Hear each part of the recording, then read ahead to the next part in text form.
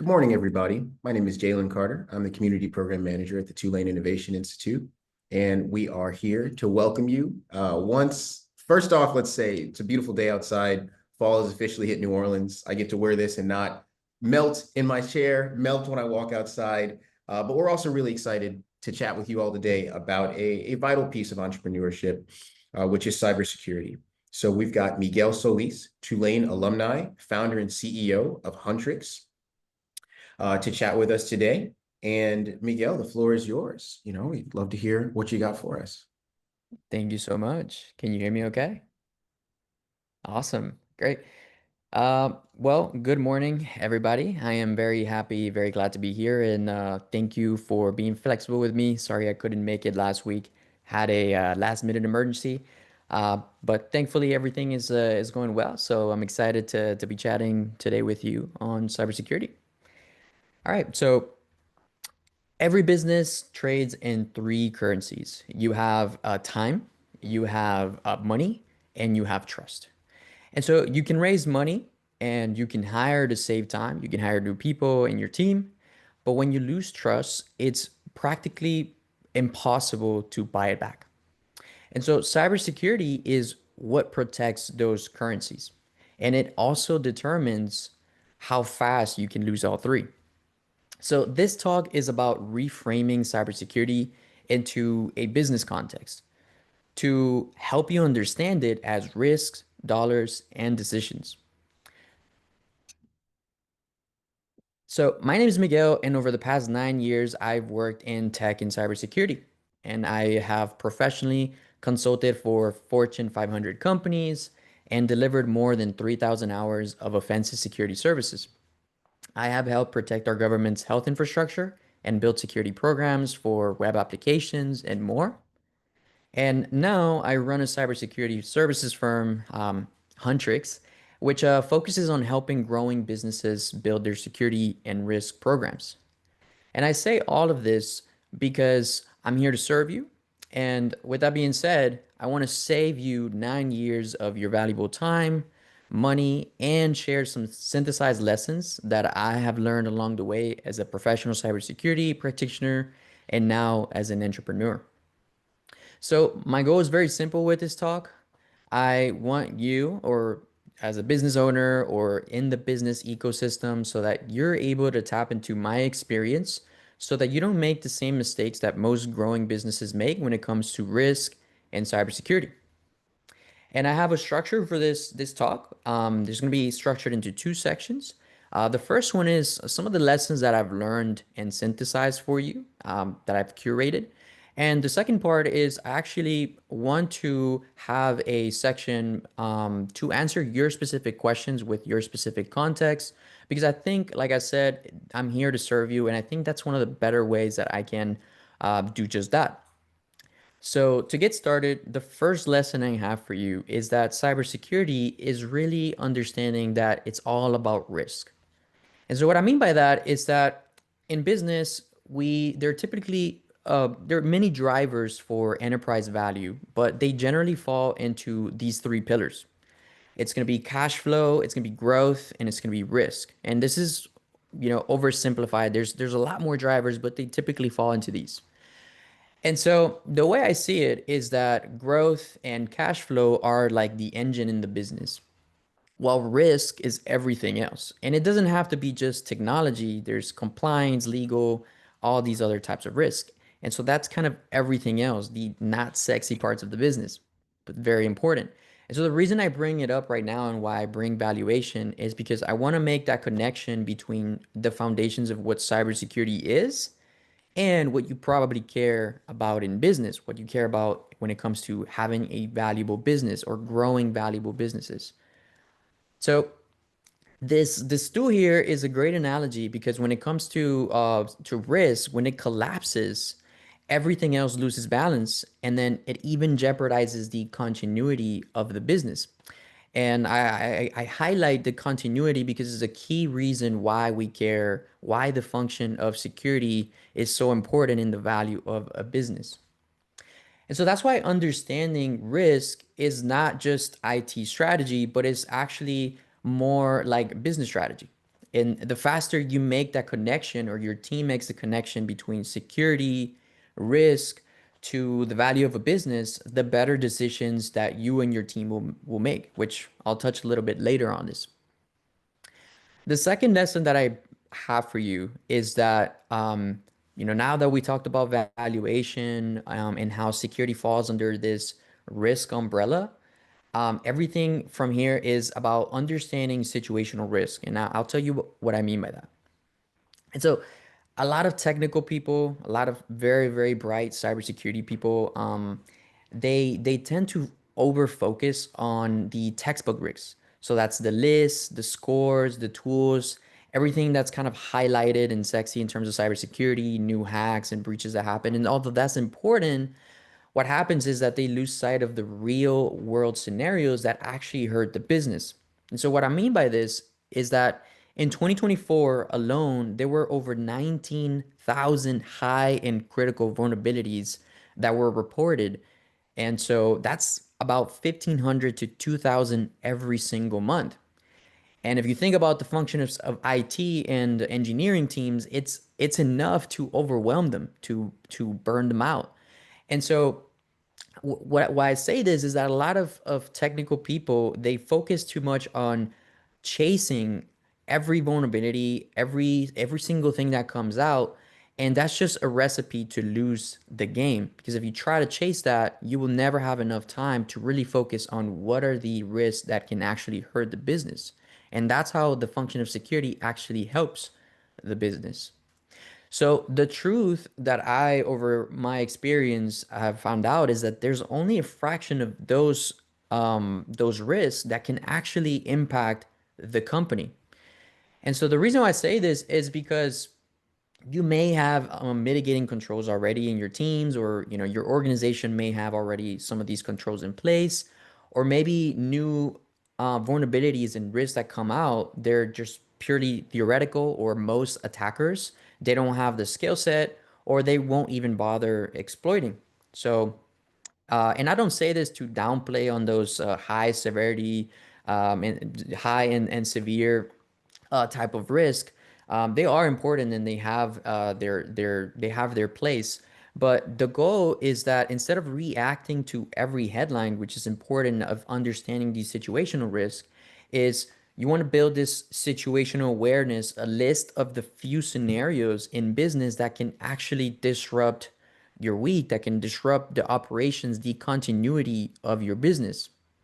And so that all sounds really cool, but what does it look like? So I have a simple framework, a simple way that I think about it, which I call the 3R framework. And so this 3R framework is just recognize, rank, and reduce. So it's a very simple, and what it does is that you start by recognizing that list of situations, the situational risks that can hurt you, can hurt your business, and then you rank it by impact. And last, you reduce it in the most efficient way possible. And although that's very over generalized, I'll give you some examples of what that looks like. So when you start recognizing situations that can disrupt your business, you start to ask yourself, well, what about a system outage, during your launch week, or a big important week that your team is delivering or shipping something? What happens in that case? That could be a big risk. Or maybe it's losing your developer, your lead engineer that has helped you put together the entire company, or is a key person in the success of the business. It could be a data breach that happens right before maybe an investment round, or something big that your team is working towards. Or this just happened a few last week actually. It could be a vendor going down for a few days. So, for example, in here, AWS, which is a major cloud platform for a lot of technology in the world, went down, and lots of businesses were impacted. Um, and that could be a major risk to the operations and the continuity of how you deliver services, especially as more and more businesses depend on the internet to make their business. Um, and so once you identify, right, those situations that can ruin the weed, that can ruin the business to deliver and operate, You don't have to overthink it. You don't need a huge list. Just naming those situations is the first step of getting started. And in my experience, a lot of businesses have these 8 to 12 situations or scenarios that are responsible for the majority of the risk. And the goal is not to get super specific into the small vulnerabilities and exploits that are out there, but in what is the real outcome of the situation, whether that be a data breach, an outage, whether that be a ransomware attack, things like that. And so the next step from here is that you start to rank those risks and you rank them into what they would cost you in dollars and in time. Because once you attach a number to these risks, everything starts to change. And so now you're talking about real business impact. And so the goal when you do this exercise, this 3R exercise, is not to be 100% right on the first time. Whether that be you as a business owner, a founder, a manager in your team, this is an exercise that you can always do, preparing for the next things that's going to be happening, potential future businesses or future events that can negatively impact your operations. So again, the goal is not to be 100% right, but it's about being less wrong over time. Because in business and cybersecurity and all these things, there's this uncertainty part that is part of the game. There's this uncertainty that you will never be able to quite get 100%, and that's okay. Being able to work with the uncertainty is part of the game. But if you can make an initial hypothesis as a security person or as a business person and be humble enough to update it over time, update them as more evidence comes in, as you get more internal talent that has seen this before, then you start updating those hypotheses. You start updating those predictions of what your risks are, and you start adapting to them for long-term strategy. And so that's the road to a better risk management program, which is what feeds the value of the business and what feeds the security function, and not just the technology side, but the people, processes, etc. And so I'll give you a quick example. So for a data breach for a small organization under 50 million in the US, there's about a 12% chance annualized that any at any given point you can have a data breach because it's happening so often. And we also have the average cost for this segment to be around 3.5 million. So if you multiply the probability times the impact here from these averages, you can get this $420,000 in terms of that risk that you carry. And so it doesn't have to be that this is like the number that, is your risk. It can be a range because probabilities can change depending on your industry, depending on lots of different factors. But again, we're not trying to be 100% right, but we are trying to be less wrong over time. So if this is, you have your list of, potential outages, data breaches, et cetera, you can start to see what are the biggest risks to the business and what investments and what strategic investments you can make to reduce that, which takes us into the next step. Because finally, the reduction of a risk is not necessarily a 50-page plan or anything like that. It's more like a domino effect where you need to identify that one piece in the chain that can stop the reaction. And so in cybersecurity, we call this the attack kill chain. It's because every successful bad event or a breach is not isolated. It doesn't occur in you one thing happened and then all of a sudden you're breached. There's a sequence of things that must occur, and so the reason why I show this is that because if you can block one of those links, if you can break one of those links in business, you can many times stop the attack altogether or even delay or reduce the impact that it can have to the operations and continuity of the business. And so this is kind of where, as a professional, I've seen it over and over, the 80/20 rule comes in play, where 20% of your actions are going to drive the 80% of protections. And so I'll get into it a little bit later, but in cybersecurity, it's not necessarily about being the most secure business. It's all about sometimes being more secure or outrunning the bear than your competitors.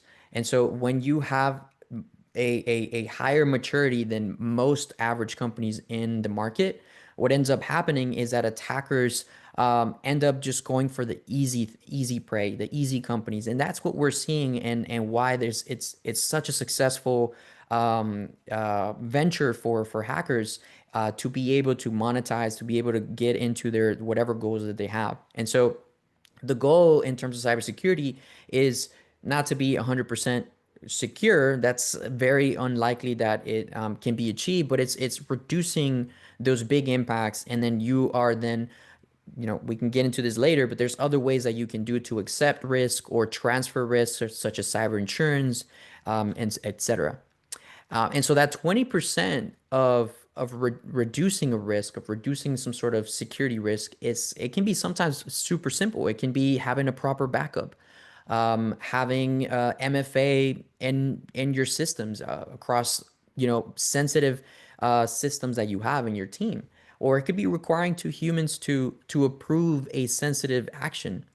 And again, it's not about perfection in cybersecurity and risk reduction, but it's about being less wrong over time and taking those small steps, high leverage steps that are going to reduce risk over time and strengthen the resilience and continuity of the business. All right. So that was the 3R framework. And the fourth lesson that I have for you is around risk being a function of decision. And so the reason why I say this is because every decision that your business makes, whether that be a new integration or a new vendor, a new employee that you add to your team, those are all going to either reduce or create risk or introduce additional risk. And so the goal in the business function of security is not to eliminate the risk, is to serve the business. Is how do you balance the risk? Because business needs to grow. Business needs to take it needs to take the right risk in order to grow. But how do we do that to take smart risks that grow the business and not reckless ones that are going to threaten it? And so that's when this your culture really starts to play whenever your directors, your managers, or leaders in your organization, yourself, as you start to make a decision on on things that you're going to invest on whatever, you're either adding or reducing risk. And so like we said earlier, right? If risk is part of the company's culture and decision-making process, better decisions are going to ripple down to the technology, to legal, to compliance, to talent acquisition, marketing, all of these other parts of the business that can lead to additional risk, in different parts of the business. Um, when you have this culture of understanding how risk get introduced to the business, then you start making better decisions and protecting more and more against those negative events. How do you take those smarter risks by understanding the impact that a certain situation can have in your business? And this takes me to the fifth lesson that I have for you, which is kind of related to what we were talking about earlier, is that a lot of businesses sit in this continuum of you're not, it's not a binary, it's not a are you secure or not, is how secure are you? And a lot of businesses sit in this normal curve where they do the bare minimum in security, or they really don't really care about having a risk management program to manage the risk of the business. And so what ends up happening is that they fall behind the organizations that are implementing security and risk management programs, and hackers are taking advantage of that. And those, so the security maturity ladder is something that our team designed because we've observed that every company that we've had the opportunity to work with and consult with, they you know they sit somewhere in this maturity ladder. And so we created and we designed these steps, very simple, 5 steps of maturity. And I'm going to be explaining to you right now what each of those mean and how you can get into the next step. And so the first stage that we've observed is this unprepared stage, where you're unaware of what are the tools, what are the systems, what kind of talent do you need. Maybe you don't have an IT person, there's no policies around governance of what your company is going to abide by. There's really no plan around how to handle risk. It's a lot more about growth. And a lot of companies that are getting started, they typically are in this unprepared stage.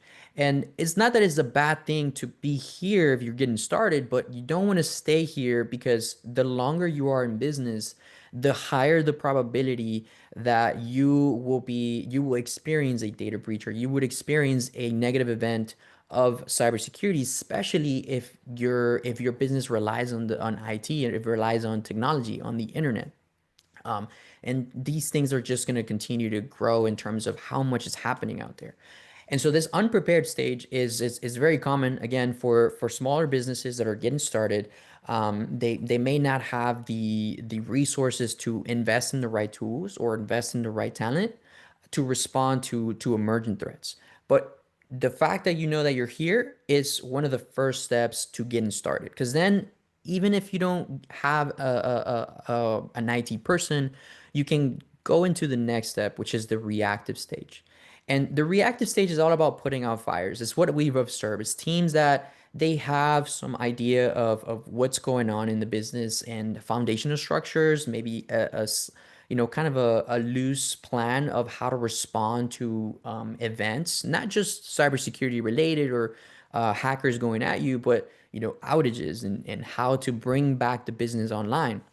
But it's more of a reactive. It's as it happens, you're responding and acting and putting out the fires. And it can be very, very chaotic, very overwhelming, especially to your team if you have to take those resources and apply them to solve whatever problem is coming up in the business. And in business, a lot of things are always popping up. And if you rely on technology, technology is very finicky and it can, and one day it can be working and another day it cannot. Myself, I've been working in tech and I still sometimes when I jump into Zoom calls, it never works. So I'm glad that this call is going well. The demo gods are on my side today. But anyways, in business, it's more than just that, right? You have databases, you have web applications, you have API, you have a lot of things going on, and so it just adds to the surface of what you have to respond in terms of the technology, and even on the people side, onboarding, offboarding, and reacting to issues that happen with access or maybe somebody that has not been in the team for a long time but they've retained access and you now have this issue that you have to react to. So the big idea is here is that you're feeling a lot of pain and you react, and it's really not enough to protect the business long term. So from here, you go into, okay, you know what? I need to have better systems, better structure. And I love this quote by James Clear that says that you fall to the level of your systems rather than rise to the level of your goals. And what that means is that in every risk management program or cybersecurity program at the different stages that I've seen, the best programs that I've seen have a structured system of that everybody in the team, everybody in the organization knows what needs to be done in order to request access or to offboard somebody or to get additional software, right? And so you have these structures and these systems that sometimes can slow the business down, but it's proactive in the way that you're not introducing unnecessary risk. And so it's more important as you start to grow, as you start to go from a small business into a mid-size to a larger enterprise, is that you start to really manage that exponential of people that are joining your team, and they have their specific habits that they may like the specific software, but they like to get it from a bootleg site or whatever. And so you have to be proactive about how to reduce that as an organization so that you can address challenges of cybersecurity, of risk proactively rather than in the moment. So that's the third stage. And so the fourth stage is where you start to get into organizations that have matured this program over time. They have done the proactive work. They've have done simulated exercises against their organization to test how good their cybersecurity and risk management programs are. And so you have advanced threat management practices, and you still have those systems that you're, making more efficient. You're protecting them against more and more security threats, or more threats, not just on the technology side, but other threats that it can affect the business, like intellectual property, legal. So you try to reduce all of that, and you anticipate what's going outside of your organization. So that's data that comes in, such as reports from organizations that do threat intelligence, that gather information from the dark web. What are hackers talking about? What's going on? What's the chatter there? Or what specific industries or companies are being targeted the most? What are the techniques that are coming up, or are seen a lot more in the wild? And so you start to take that information to help you drive those decisions on where you're going to be investing your time, your money, and resources on your organization to reduce.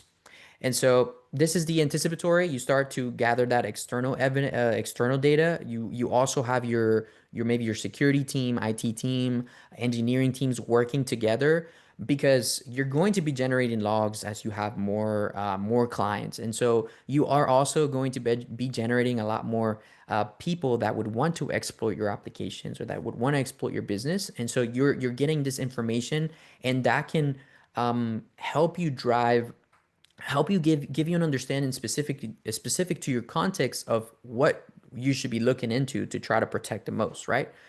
And so this is the anticipatory stage, and then we go into the long term. These are going to be cultural changes. Is being security and risk is kind of embedded in the culture of the organization, and it starts to get very efficient and visible and adaptable because it's modular.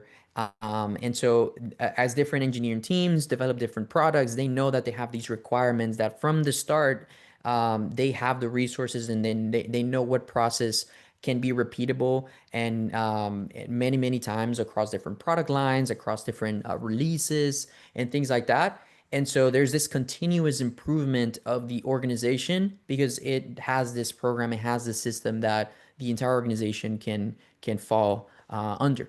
And so that's kind of where the adaptation to new challenges becomes easier for a lot of organizations. And as you get larger and the business gets larger, having this long-term sustainment, what it really does show in terms of value of the business is that whether you were to have an exit to sell the company, or have a merger, or raise additional funding for your company, having those, the unsexy parts of the business, the IT, the legal, if you have a good maturity around those areas, what it signals to other people is that this business is here to grow, is here to stay. And so that's kind of why cybersecurity becomes more important, more than just blocking cyber attacks. Is how do we make it more valuable and make the business be long term, or rather than just a one time kind of thing. That unfortunately too many times cyber incidents can put businesses out of business, companies out of business.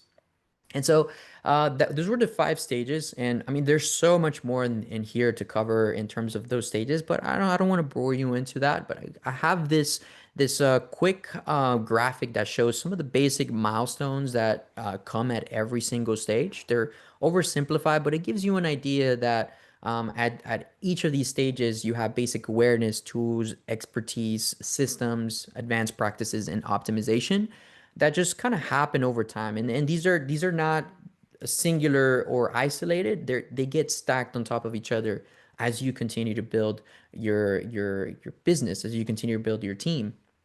And so those are the big lessons that overall I have learned as a professional in cybersecurity. And for the second part of this talk, I would love to hear from you specifically. What questions you have around business security? And so I have a format. So tell me your context of how are you thinking about this question, like your size, what stage you're on, or maybe something that you're experiencing, and then your question, and then I can do my best to provide from my experience an answer to that question. So what we'll do is I'm going to stop sharing my screen, And we're going to write all the questions down at once. So let me go ahead and see if this works. I'm going to go over here and all right. Let's see. Can everybody see the screen? Awesome. Okay, cool. Um, yeah, so we're gonna write them down all at once, and I'm just gonna go one by one after that. So, do we have any questions around cybersecurity for business that we can help today? And y'all can shout them out or just put them in the chat. You can also just send them to me directly. Beautiful.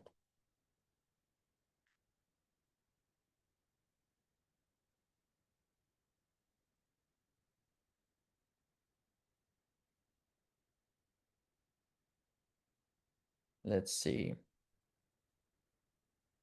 All right, so we have someone does not have a security posture. What's the good first step? It's a great question. All right, so let's see. We're gonna write this down. It's a good first step.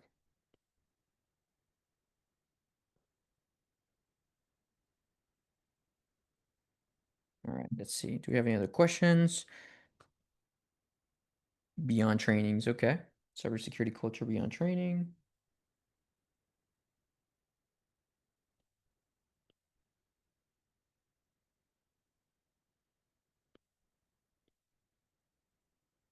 Okay.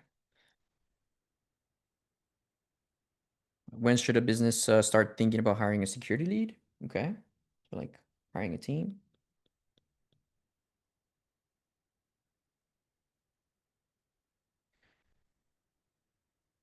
Oh, great question.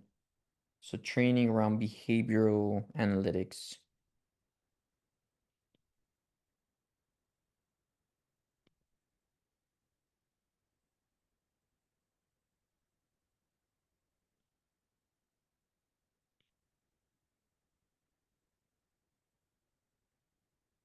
Okay. It's great questions. See if we have a little bit more. What's the biggest mistake you see small businesses make in terms of security? Okay. Biggest mistake.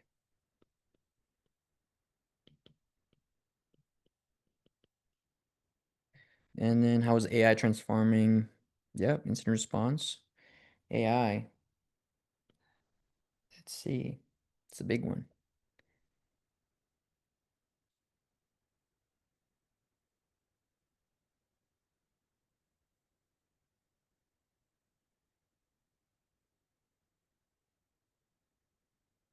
Okay. I think these are good to get started for sure. Okay. So let's see. For the first steps, for a company or someone that does not have a security posture, what's the good first step? Great question. So this really depends on the stage of the business in terms of whether you are, getting started or you have a 20-person team already, a 50-person team, what kind of resources you have. The first steps is identifying. I think it's is that you are in an unprepared stage or whether you're in the reactive or proactive stage. And then from there, you can really start to determine what is the next big move that you can take to grow your cybersecurity program, your risk program, so that it functions as a way for your business to reduce the risk, kind of what we were talking about earlier. So it really does depend. But if we were to say, somebody that, has been in business for a few years and has a 10, 20-person team, a lot of the times you from what I've seen, a security person is likely not part of that team. So whether you have an IT lead or IT part of expert in your team, it's either going to be how do you define a program? How do you start defining the milestones or the task within every quarter that you need to be doing to for the IT person to do to do things like policies to get into compliance, so that you can meet those whatever compliance that the business needs to have done. So there's a lot of things there, but I think identifying which stage you're on is likely the first step. And yeah, great question. Okay, and so we have another question about the how to build a culture of cybersecurity beyond trainings. So that's a great question, Jalen. So the culture beyond training really does happen from the top. I think that like many other things, leadership just needs to be aware that risk is going to be there always. There's good risk and bad risk, and training, it's a great thing to be trained around cybersecurity. But it's actually funny that there's some research that came out. I don't remember which school did it specifically, but there was unconclusive results whether training affected the ability for somebody to um, not the ability, but the likelihood that somebody was able to identify like a phishing or social engineering attack, and so it was unconclusive in terms of the groups that they tested. A group that had training beforehand and another group that didn't, and the results were not significant enough to say that security training is a big driver to being able to protect an organization. And the reality is because psychology works very differently, and so phishing and social engineering is a big aspect. Has to do a lot with psychology. So um, yeah, the culture I think starts at the top, and not relying on just your people being trained all the time, because there is such a thing as fatigue, security fatigue. You always have to do these trainings and nobody really pays attention. So it's more about from the top, then managers, leaders. How do you encourage people to make the right decisions, the smart decisions, is by having a structure of pre-planned situations, or like what we will do in this situation, or how are we going to handle and make it easy for people in our team and our users to make better security, to take better security actions, rather than just kind of uh, out of the blue. So that's a great question. And then the next one, hiring a team. When should a business start thinking about hiring a security lead? So it I think there's going to be a point where a business. I have two thoughts here. So compliance is a big part of security, and a lot of businesses can't do business with other companies unless they have some sort of compliance kind of accreditation or attestation. So a lot of the big ones is like SOC 2 is a big one for in the U.S. You have ISO. Uh, I think it's 27,001. It's another big one. You have HIPAA. Let me see if I spelled it. I think I spelled it wrong. It's two A's. I think no. I think it's actually two P's. I misspelled that. But anyways, so you have SOC 2, you have ISO, you have other compliance frameworks. And so what happens is you start to get other businesses asking you to submit security evidence, or to submit some sort of a security questionnaire to be able to do business with them. And that starts to slow down other team members in engineering, whether that be your lead engineer that has to prepare security policies and has to prepare threat models, has to answer those questions specific to what other teams that they want to see. What are your encryption, what are your um, how do you protect your data? And so I think that's a big signal for any team, that if you're getting a lot of this work being asked from you, that you might need a person that has that experience to be able to help you in that area, and also be able to um, operate and create those actions in the bit, not those actions, but to create those specific um, artifacts in the business, like the threat modeling, the risk register, security policies, and things like that. That the business, and actually applying them, right? Not just like writing down that you have this policy, but actually going out and making sure that systems are indeed following the best practices. So that's one thing. The other thing is, um, if you are so compliance is a big part. The security questionnaires is another big part. And then you also have, like, as you continue to grow more and create more product lines and things like that, having a security business sorry so having a security person actually helps you with the quality of the releases that are happening. So just like you have a QA engineer and you have a security engineer for a lot of the application or AI systems or platforms, it increases the quality of the product, and it reduces the amount of bugs or vulnerabilities that go into production that then are more expensive to fix once they are in production. You have to kind of do it very fast, and so it's easier to catch those things upstream when it comes to the design of the application, the coding, all of that. So that's another big signal that if you are experiencing a lot of customer churn or bugs, then you might have a problem with the quality of what's going on. And a security can kind of help you fix some of those issues as well. So it's a great question. And then, should cybersecurity trainings be personalized using behavior analytics? So yeah, there's a lot of cool platforms out there when it comes to personalized training for cybersecurity, that can train based on specific data that a team member kind of you know they may have failed this specific tests around an HR requirement documentation that was sent, and so they can use that behavior analytics. I think is a plus for sure. I don't know whether like there is a high improvement, just because um in terms of like another group that just gets the regular one. But I think from using behavioral analytics, I think that my big concern is that you can be the smartest person in cybersecurity, and you can still fall for cybersecurity scams. Many times it's because it's very psychological, and there's a lot of different principles of influence that may affect people in different magnitudes than other people.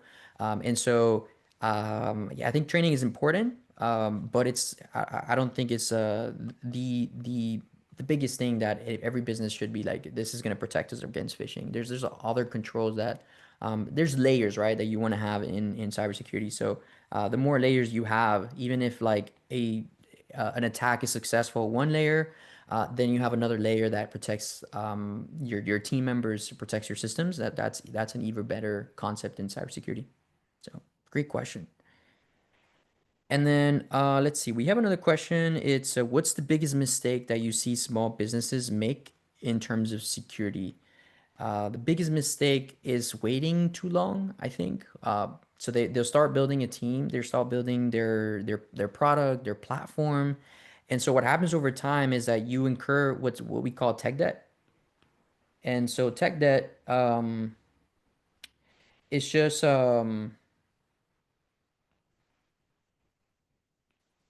it's a concept of like the decisions that you make today, you understand that those are gonna impact later down the line, but you choose to solve them at a later time. And so what happens over time is that you incur this kind of incremental debt of the decisions you make early on as a business, and because you're focused more on shipping fast rather than shipping quality. And so what happens is it becomes a point where you have to restructure much of the technology later on, which we call it bugs, but in cybersecurity, those could be vulnerabilities. And then those are more costly for businesses to replace. Many times, the investment of replacing something, a whole system, is substantial. So waiting too long or incurring too much tech debt over time, I think is one of the biggest problems as a small business. Is you start making these decisions and not caring about the quality over time. It's going to really go, back and bite your developers, your IT leads, your security people, and even into potential profits in the future, that you have to fix this problem to be able to have a better foundation of whatever you're building, whatever platform or application that you're building. So I think that's one thing that comes to mind.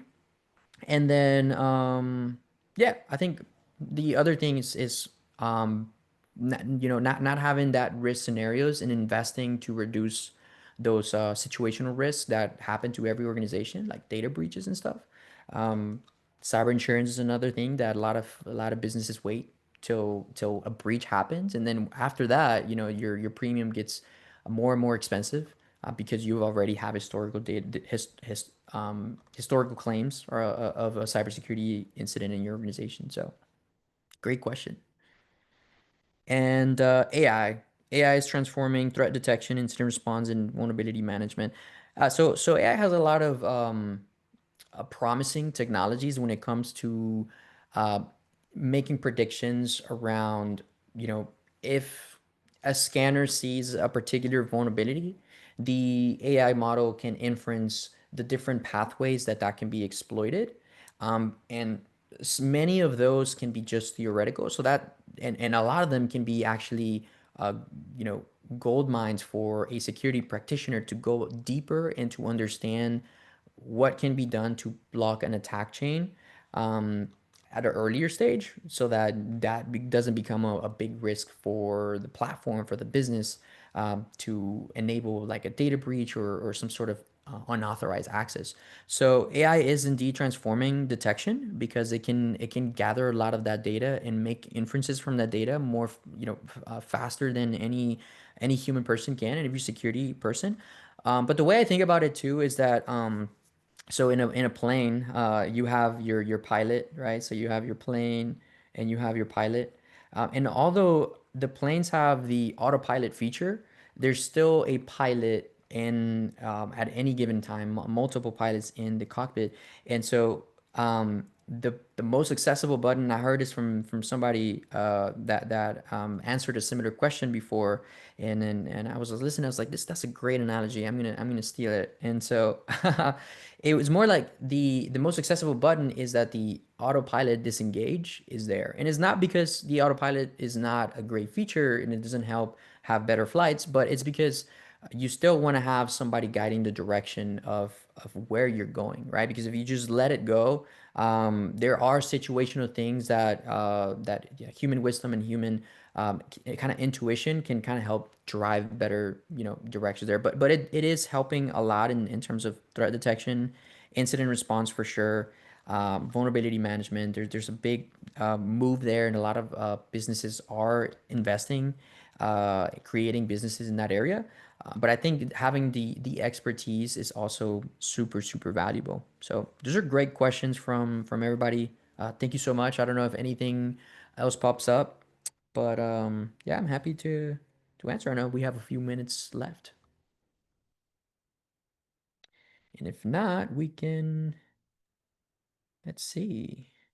Um, Yeah, I think we're good. If you yeah, don't mind pulling up that very last slide let's do of it. the deck, I've got some announcements and just some things to keep an eye out when it comes to our future programming. Beautiful. Yeah, I can do that 100%. Let's see. Okay, so all right, yeah. And if you're interested in connecting with me on LinkedIn or anything like that, that is my LinkedIn there. And you can find us as well in at Huntrix.io, and we run the cybersecurity community here in New Orleans. Called Nullsec. So if you're ever interested in being part of that community, feel free to join. And then yeah, take it away. Awesome. Well, thank you so much again, Miguel, for sharing your expertise with the people here today and the people that are going to be watching this in the future. Some of the nuggets that I took away is we got to remember this triangle of enterprise value. Um, we're really aiming to build situational awareness around the top few scenarios that can happen to your company. Outrun the bear, I've got circled in my notes as well. And then there's a clear delineation between unprepared, reactive, proactive, anticipatory, and long-term sustainment. So thank you very much for once again your expertise on all of this. Keep an eye out for future programs from the Innovation Institute. On November 5th, next week, we're going to have customer discovery open office hours where participants can come and hear feedback on their customer discovery and their business model from not only myself, but our executive director, Sharon Goldsmith, and then potentially another member of our team. So we hope to see you there if you want some feedback on your customer discovery. We also have our Startup Sprint Bootcamp coming up on November 7th. Please reach out if you have any questions about that. But thank you again for joining us for another section of our Spark to Startup webinar series. Hope you all have a great day. Enjoy this fall weather if you're in New Orleans or Louisiana. And see you next time.